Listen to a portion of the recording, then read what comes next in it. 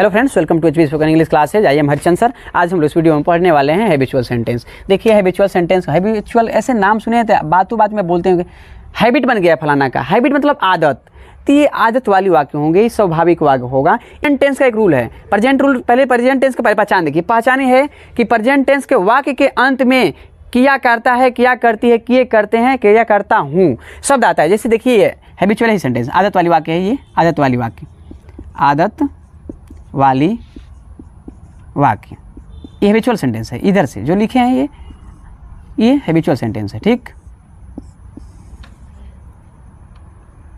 और ये जो है ना सामान्य वाक्य है, ये सामान्य वाक्य है, साधारण वाक्य, ये जो है साधारण वाक्य, बिल्कुल साधारण है। तो देखिए ये बोला है किया करता है। देखिए मैंने देखा उड़ा करती है, आ का मात्रा है ना, देखिए आ की मात्रा, उड़ा करती है, ड़ा मतलब धाड़ा करते हैं, चरा करती है, यानी कि आदत है। वर्ब के बाद कर्ता करती आता है। कोई मुख्य क्रिया हो, मेन वर्ब है, जैसे उड़ना मेन वर्ब है, दहाड़ना मेन वर्ब है, चरना मेन वर्ब के बाद अगर कर्ता करती आता है तो समझ लो हैबिचुअल सेंटेंस। पढ़ने से पता चल जाए पक्षियाँ आसमान में, आकाश में या उड़ा करती हैं, उड़ा करती है, पढ़ने से पता चला है। तो इसमें एक रूल है कि यदि सेंटेंस का सब्जेक्ट प्लूरल कॉमन नाउन हो, प्लूरल कॉमन बहुवचन जो हो ना का वो भी कॉमन नाउन हो, तो उससे पहले द आर्टिकल का प्रयोग नहीं करते हैं। द आर्टिकल का प्रयोग हम ना करते हैं, और जब द आर्टिकल का प्रयोग नहीं करते हैं तो क्या बन जाएगा, हैबिचुअल सेंटेंस। देखिए जैसे मैं बता रहा हूँ, जैसे कहना मतलब ये सिंपल प्रेजेंट इंडेफिनिट बोला है कि पक्षियाँ उड़ती हैं, पक्षियाँ उड़ती हैं, तो हम लोग इसका बना द बर्ड्स फ्लाई। ये तो प्लूरल सब्जेक्ट है तो वर्ब भी प्लूरल बनाना पड़ेगा, इसमें कोई ऐसे जोड़ने की जरूरत ना है। तो जब इसको हम बनाए द बर्ड्स फ्लाई, तो हमें क्या बनाना है, इस बोला है द आर्टिकल का प्रयोग नहीं करना है। हम जो द लगाए हैं ना, सिर्फ द को यहाँ पर नहीं लगाएंगे, डायरेक्ट लिख देंगे हम बर्ड्स पक्षियाँ आ फ्लाई, बस हो गया। हमको ये द जो लिखे थे ये नहीं लिखेंगे, जब नहीं लिखेंगे तो हैबिचुअल सेंटेंस बनेगा, और लिख देंगे तो आपका ये सिंपल प्रेजेंट इंडेफिनिट बन जाएगा। शेर जंगल में दहाड़ते हैं, तो एक से अधिक शेर हैं। The Lions roar in the forest. देखिए एक सिंपल बाबू, अगर सेंटेंस कितना भी बड़ा हो आपको ज़्यादा नहीं सोचना है, बस सब्जेक्ट लिखने के बाद पीछे से बनाते आना है। कितना भी बड़ा हो, जैसे मैंने द लायन लिखा, धारणा का रोर लिखा, मे का इन लिखा, जंगल का द फॉरेस्ट लिखा।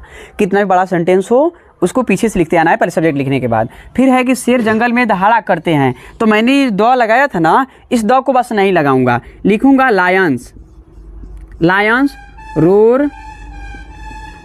In the forest. करिया घास चरती हैं, तो ये बनेगा the goats graze grass.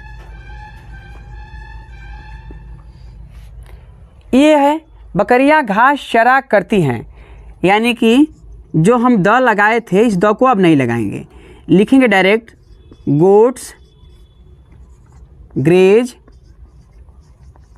Grass.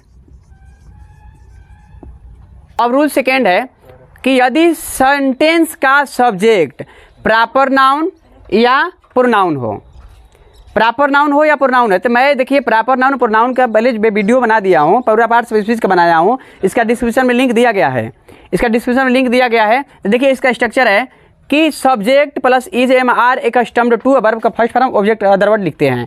कब, जब सब्जेक्ट क्या हो, सब्जेक्ट या तो प्रॉपर नाउन हो या कोई प्रोनाउन है। तो यहाँ पर दिया कि श्याम फुटबॉल खेलता है, साधारण वाक्य है, श्याम फुटबॉल खेलता है, तो हम लिखेंगे श्याम, खेलना प्ले, इस जुड़ेगा सब्जेक्ट सिंगुलर तो वर्ब भी सिंगुलर होना चाहिए, फुटबॉल फुटबॉल।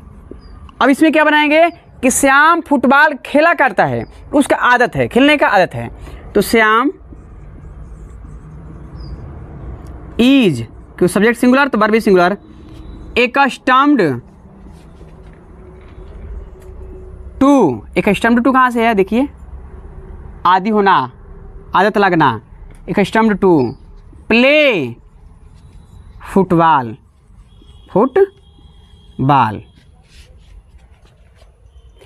मोना सोती है, simple sentence, Mona sleeps. Subject singular तो वर्ब भी सिंगुलर होना चाहिए। मोना सोया करती है, इसका आदत है सोने का, तो मोना इज एक्स्टम्ड टू। ये हमेशा लिखना है, जब सब्जेक्ट के अकॉर्डिंग इज हमारा प्रयोग करना है, एक्स्टम्ड टू लिखना है। और सोया करती है तो मैं सोना का स्लीप। आप पढ़ाते हैं, you simple present definite by teach. आप पढ़ाया करते हैं, आपका आदत है पढ़ाने का, यू आर, यू के साथ आर लगता है, एक्स्टम्ड टू, यू आर एक्स्टम्ड टू पढ़ाना, टीच। हाँ, किसी के मन में ये सवाल पैदा नहीं होना चाहिए कि सर बड़ा सेंटेंस रहेगा तो कैसे बनेगा। बड़ा सेंटेंस है बाबू, सब्जेक्ट लिखो, वर्ब लिखो, ऑब्जेक्ट पीछे से बनाते चले जाओ। तो आ गए हम हैबिचुअल पास्ट में। इससे पहले हम लोग प्रेजेंट का पढ़े थे, अब आ गए हैबिचुअल पास्ट में। तो देखिए, अब हम प्रेजेंट का पढ़े हैं, अब पढ़ते हैं हैबिचुअल पास्ट। देखिए, इसका सिंबल यही है कि वाक्य के अंत में किया करता था, किया करती थी, किया करते। कहने का मतलब ये है कि जब हैबिचुअल सेंटेंस होगा ना, मुख्य क्रिया में आ की मात्रा आएगा, आ की मात्रा के बाद करता है, करती है, करते थे, करता थे, मैंने करता था, करती थी, करते थे आएगा। तो मुख्य क्रिया में आ की मात्रा है मेन वर्ब में। मेरा दोस्त सोया करता था, माँ मंदिर जाया करती थी, हम लोग कविता याद किया करते थे, समय आया है।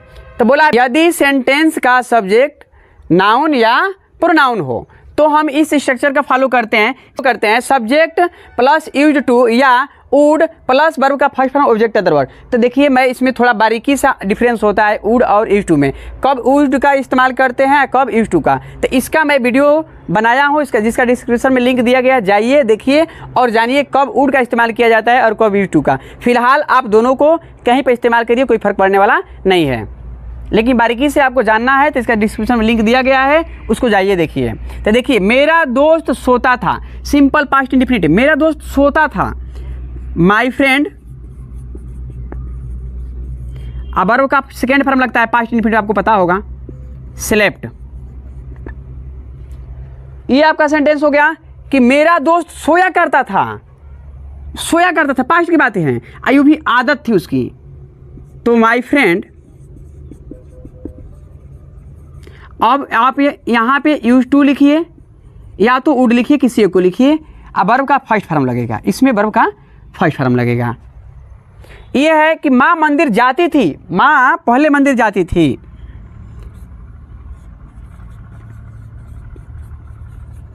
जाना second form, went to school, went to school.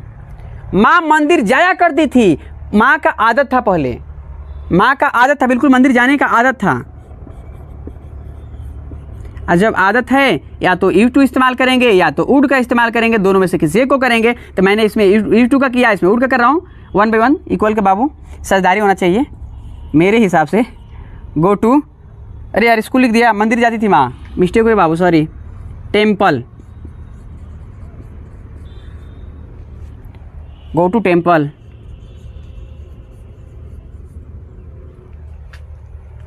बोला है हम लोग कविता याद करते थे, हम लोग कविता याद करते थे। वी याद करते थे, लर्न, क्या याद करते थे, कविता, पोएम। हम लोग कविता याद किया करते थे, यानी कि पास्ट में हम लोग आदत था, जब हम लोग पढ़ते थे तो कविता याद किया करते थे। तो आदत हो तो या तो यूज्ड टू का इस्तेमाल करना है या तो वुड का, दोनों में से किसी एक का करिएगा। तो यूज्ड टू लर्न।